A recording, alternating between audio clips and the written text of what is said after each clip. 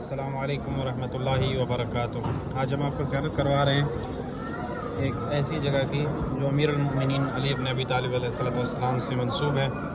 یہ ایک کنواں ہے جو حرم امیر المؤمنین علیہ السلام کے بالکل قریب ہے، اور صافی و صفا علی یمانی جو مولا ایک صحابی ہے، ان کی قبر کے قریب یہ کنواں ہے۔ اس کی تاریخ یہ ہے کہ یہ کنواں ہجری 36 سے 40 ہجری تک امیر المومنین علی بن ابی طالب علیہ السلام اس مقام پر آ کر عبادت کرتے تھے، اور اس مقام پر آ کر امام امیر المومنین اپنے اصحاب خاصہ کو علوم الہی سے مستفید کرتے تھے۔ تو مولا امیر المومنین علیہ السلام اس کنویں سے آ کر وضو کرتے تھے، اور مولا کے اصحاب بھی۔ یہ وہ مقام ہے جسے صافی و صفا کہا جاتا ہے۔ یہ اسیب الیمانی جو اس وقت صافی و صفا کے نام سے مشہور ہے، ان کی قبر مبارک ہے۔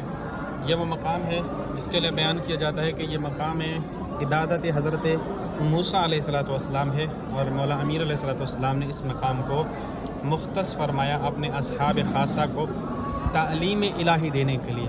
خاص اصحاب امیر المومنین کی یہاں آ کر مولا امیر علیہ السلام سے اپنی تعلیم حاصل کرتے تھے اور مولا سے مستفید ہوتے تھے۔ یہ وہ کنواں تھا جہاں سے سب وضو کرتے تھے اور عبادت الہی انجام دیتے تھے۔